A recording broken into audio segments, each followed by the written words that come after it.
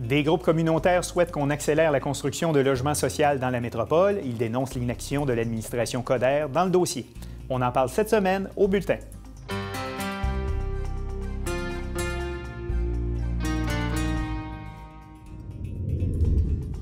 On discute de la question du logement social avec une responsable du Front d'action populaire en réaménagement urbain. Aussi à l'émission, après les DVD, jeux vidéo et livres numériques, le prêt d'instruments de musique fait son apparition dans les bibliothèques. On parle de la transformation en profondeur du réseau des bibliothèques de Montréal avec un de ses chefs de division. Et on vous fait découvrir une nouvelle plateforme d'économie de partage montréalaise permettant de commander un souper préparé par un de ses voisins.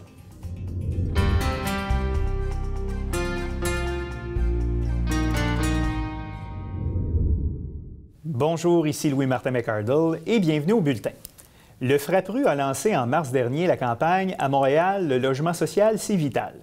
Leur objectif est de rappeler les besoins criants en matière de logement social et de réclamer des investissements massifs dans le domaine. Alors, pour nous présenter leurs revendications, nous accueillons Marie-Josée Corriveau. Elle est responsable des dossiers montréalais au FRAPRU. Madame Corriveau, bonjour. Bonjour. Bienvenue au Bulletin. Le FRAPRU, on vous connaît depuis longtemps. Vous militez en faveur du logement social. Vous avez lancé donc cette campagne-là au printemps dernier. Quels sont les objectifs de cette campagne? C'est une campagne qui a été lancée par les groupes de Montréal parce que le FRAPRU, c'est un regroupement national. Mais à Montréal, on a une bonne base et les groupes revendiquent un accès plus facile au terrain pour pouvoir accélérer et faciliter le développement de nouveaux logements sociaux. Donc, ce qui est demandé à la Ville de Montréal, c'est d'acheter et de mettre en réserve des sites, des bâtiments, des terrains vacants et de les conserver jusqu'à ce qu'on puisse y développer du logement social ou aussi des projets d'utilité communautaire ou collective. Donc, ça pourrait être, par exemple, des écoles, des centres communautaires. Je vous dirais que ce serait plus des centres communautaires parce que dans le cas des écoles, la Ville et le gouvernement du Québec ont d'autres pouvoirs pour pouvoir exproprier et garder et mettre la main sur des sites pour ce genre d'activité-là. C'est ça. Des réserves foncières. C'est ça. Mais c'est plus, et ça passe par la voie d'expropriation. Mais là, on parle de services communautaires, par exemple des CPE ou effectivement des centres communautaires. C'est un défi à l'heure actuelle de trouver à se loger quand on est un groupe communautaire à Montréal. Voilà. Et justement, comment décririez-vous la situation du logement à Montréal? Est-ce qu'on est en crise du logement, un peu comme on l'était il y a quelques années? Non. On n'est pas dans la même situation qu'au début des années 2000, c'est-à-dire qu'il n'y a pas un manque de logement comme on a connu au début des années 2000. Par contre, il y a un état critique. Il faut quand même le reconnaître. Le coût du loyer augmente beaucoup plus rapidement que la capacité de payer des ménages locataires. Il faut se rappeler que 2/3 des ménages à Montréal sont locataires, ce qui est probablement une des plus hautes proportions qu'on peut retrouver à l'échelle du Canada entier, et que les revenus de ces ménages-là demeurent extrêmement minces ou très modestes, plutôt. Alors qu'on dit que, justement, il y aurait eu une augmentation sur une décennie d'à peu près 40 du prix du loyer à Montréal. Les salaires, évidemment, n'ont pas suivi. N'ont pas suivi. Puis le revenu médian des ménages locataires, là, je parle des revenus de ménage, je ne parle pas des revenus des personnes, c'est autour de 33 000 par année. On comprendra qu'avec un revenu de cet ordre-là, il n'est pas question d'accéder à la propriété privée à Montréal. Donc, le seul recours, c'est de se loger dans un logement locatif. Mais comme le prix des loyers a beaucoup augmenté, surtout du côté des logements pour famille, des trois chambres à coucher et plus, par exemple, c'est extrêmement difficile. Dans le cas des ménages constitués de personnes seules, c'est aussi très difficile parce que c'est le groupe le plus pauvre. C'est essentiellement des gens retraités, des gens qui vivent seuls par définition. Donc, le revenu est beaucoup plus mince que ce que je vous ai décrit tout à l'heure. Et c'est beaucoup aussi des ménages sans emploi, des personnes sans emploi. Donc, c'est des gens qui se retrouvent dans des situations critiques. C'est pas pour rien, par exemple, que les groupes qui travaillent au niveau de l'itinérance n'arrêtent pas de réclamer que la Ville agisse avec beaucoup plus de rigueur pour pouvoir protéger le parc de logements, de maisons de chambre, par exemple. OK.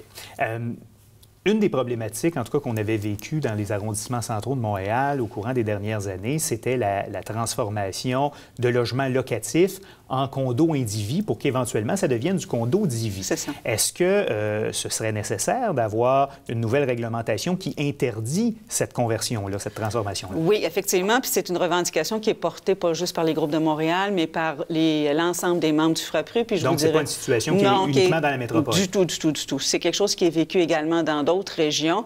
C'est sûr que dans le marché de la résidentielle est plus effervescent à Montréal qu'il ne l'est à Sherbrooke ou à Trois-Rivières.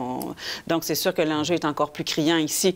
Mais c'est un problème qui est vécu ailleurs. En fait, dans tous les quartiers centraux des anciennes villes, je dirais, des villes plus anciennes où le parc de terrain ou la disponibilité de terrain est plus difficile. Et donc, les groupes réclament à l'échelle du Québec qu'il y a une législation québécoise à ce chapitre-là pour interdire la conversion des logements locatifs en condos. À une certaine époque, le gouvernement fédéral investissait de façon importante dans le logement social, en collaboration évidemment avec les provinces. Est-ce que vous souhaitez que le gouvernement Trudeau réinvestisse ou s'investisse à nouveau dans le secteur du logement social? C'est une revendication qui est portée par le FRAPRU, là aussi à l'échelle nationale. À l'heure actuelle, le gouvernement fédéral prépare une stratégie canadienne sur le logement. Il est en consultation sur le sujet et on a fait plusieurs représentations pour faire inscrire d'abord le droit au logement comme un fait reconnu et encastré. Dans la Charte. Dans la Charte ou dans un texte à portée, qui peut avoir une portée définitive, là, sur laquelle on pourra... législative, oui. C'est ça. Que ce soit une loi ou une politique, mais il faut que ce soit inscrit quelque part. À l'heure actuelle, le logement est considéré comme une marchandise, comme un enjeu de profit. Alors, il faut que ça cesse, il faut que le logement soit reconnu comme un droit. C'est ce que le Canada, a reconnu en signant le Pacte international des droits sociaux, économiques et culturels en 1976. Donc, il faut que ça s'incarne concrètement. D'ailleurs, l'ONU le recommande encore une fois et le demande encore une fois au Canada. Et par ailleurs, effectivement, le gouvernement canadien, à l'heure actuelle, est en train de se désengager par rapport envers les projets coopératifs, sans but lucratif, en fait, toutes les formules de logements sociaux auxquelles il a contribué avant 1994.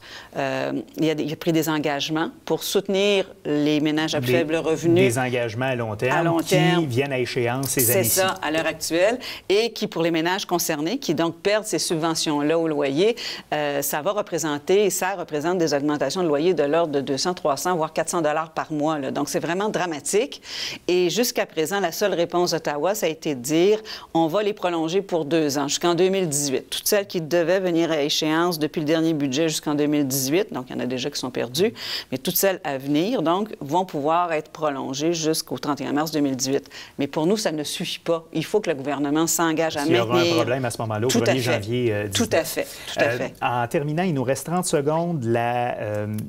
Vos revendications précises à la Ville de Montréal. Qu'est-ce que vous attendez de l'administration Coderre? D'abord, elle a déjà acheté des terrains pour toutes sortes de considérations. Ces terrains-là devraient être réservés à 100 % que ce soit pour des usages communautaires collectifs, comme mentionné précédemment, ou pour du logement social. Mais c'est pas un peu ambitieux que de demander que 100 % soit accordé à... Non, pas à notre avis, parce que ça a été payé avec des deniers publics. Ça a été payé avec nos taxes, ça a été payé donc par des deniers publics. La Ville de Montréal devrait les réserver exclusivement, mais ça ne suffira pas.